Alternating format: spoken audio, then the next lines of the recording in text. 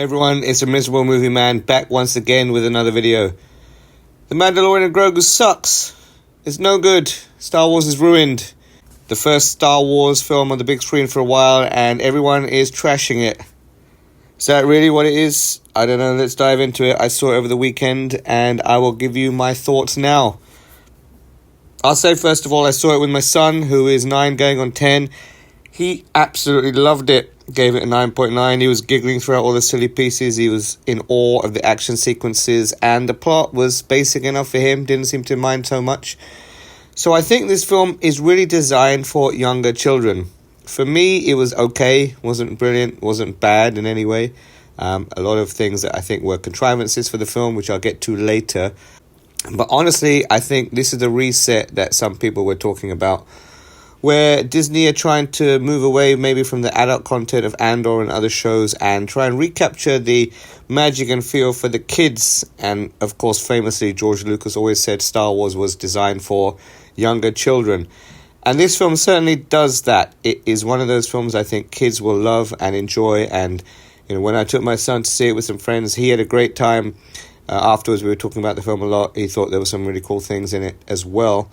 So definitely a kids' film. Star Wars seems to be moving in that direction.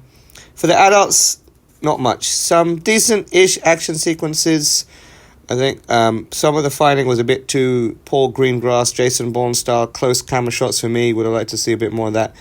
But the opening sequence is fantastic. I really like the opening sequence where Mando is after, the Imperials, the guy that I think was in the Shadow Council, as my son pointed out. And infiltrates the base, takes them down. Really cool sequence of, walkers and snow sort of planet. That was great. After that, people have said it before and I'll say it, it just felt like a 2 or 3 episode plot of Mando squeezed into a film, really. It goes for just over 2 hours and that moves along pretty quickly, but there wasn't really a whole lot in there. It didn't advance any characters. The plot was fairly basic. Mando goes to rescue Rotta the Hutt, and in doing so, becomes sort of a target himself because he lets him go instead of handing him over to the twins. And then he goes to take out the twins, and that's pretty much it. In the process, he captures a highly ranking Imperial officer whose full name happened to be the same as the name, even though they didn't know what he looked like. That was kind of a bit random to me. Yeah, Lord Janu's surname is the same surname as the Imperial officer they're trying to track down. Does nobody know this? Has nobody gone to this outer rim planet to have a chat to people and see what's going on? I don't know. Maybe it's because it's not within the New Republic's jurisdiction, but still, you can pay folks to go and have a chat. That didn't make sense to me. But Mando captures him. He gives up the secrets of the decayed empire to the rebels, or the New Republic, I should say, and because of that, he's gone back on what he said he was going to do for the twins, the Hutt twins, and they put a price on him, and Embo comes and takes him out and brings him back. So for me, the film was, as I said, just okay, maybe 6.5 for me. The action sequences were okay, the end sequences were okay, but a lot of plot contrivances, and I'll get into those fairly quickly now. Let's start with the main one. Mando seems to be invincible when he needs to be and taken out whenever he needs to be. It is used for the plot, I guess, clearly, but, it goes out, takes everyone out, could take out 20 people and then gets electrocuted and, I don't know, can't handle it. Or gas, can't handle it. That was a bit silly for me. I thought Lord Janu telling Mando that Rotta is going to die in a death match it was a very silly plot contrivance in the film. I thought that the end sequence where Mando somehow seems to fly in with this armored ship with only 3 of the Hutt's fighters trying to take him out, and the turrets not really doing much, versus 6-7 X-Wings coming in, and all of a sudden there's loads more ships and loads more turrets, was very inconsistent. And I thought that the gladiator sequence was okay, but then after all of the Dejaric monsters, I guess, escape, Mando just leaves the monsters to go out and just kill everyone. That was maybe it was a bit Mando-like, but it didn't sit well with me. I thought he'd at least take the monsters out and rescue the people. I thought Rotta the Hutt was okay. it was weird hearing him with an American accent. I know they've done some English accents maybe for us in the past, but just make him speak Huttese the whole time. Seeing a big slug-like creature who seems to have like a Hulk-like physique, speaking with an American accent just was jarring for me. I thought Rot of the Hutt being really strong, but also being really fast and nimble for his size was kind of weird. He's built like the Hulk. He can move like the Flash at times. That was a bit strange for me.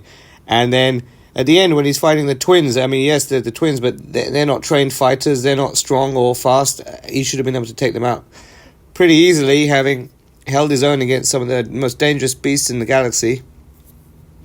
There were quite a lot of nice little touches and homages with the ships that we haven't seen before, designs we've seen sort of in a few instances, but not regularly. And of course, the big set piece, the gladiatorial fight in the arena, which it looks like a Dejarik board and has all of the creatures from the Dejarik board from the Millennium Falcon, even doing some of the moves that they did when we first see them in A New Hope. So that was pretty cool. A few cameos, I guess. Martin Scorsese plays one of the aliens, and a few other famous voice actors. Sigourney Weaver's in it as a kind of interesting leader type character, but we don't hear much from her. And a few nice little nods and touches. There's some shots in there that are definitely similar shots to the original Star Wars films, so the pan across the swamp and some of the X-Wing movements, but also some homages to modern day films. So when the X-Wings are coming in with the sun behind them, that's really pretty much a Top Gun homage. There's Blade Runner homages, even though the planet looked a bit like Chicago, where the gladiatorial games were, but the actual, the pan shots and the food stalls and everything was really Blade Runner-esque. And then the bombs at the end, that was from Apocalypse Now. So some nice little cinematic touches and homages in there. But overall, as I said, this film is inconsistent in its logic at times. Really doesn't advance the plot at all. We learn nothing about Mando, nothing really about Grogu, although Grogu does seem to be able to at least do a few things by himself, a little bit more than before. There's a bit in the middle where Mando is poisoned and Grogu is just kind of fending for himself, and he meets a friendly old, is he a dog? I can't really tell, but a friendly old guy who gives him some fish and gives him some poison antidote, even though Mando is facing up against these sea creatures that seem invincible, but then he beats them and then finds weapons underwater, sinks 10 feet, and then manages to sort of stand in the middle of the lake, even though he's got armor on. Again, strangeness for me.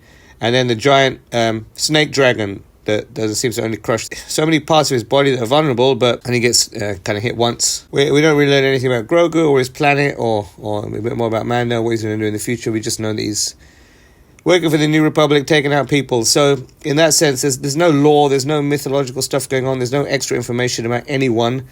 It really is just a simple heist, grab, rescue, save yourself, beat up some gangsters type of film.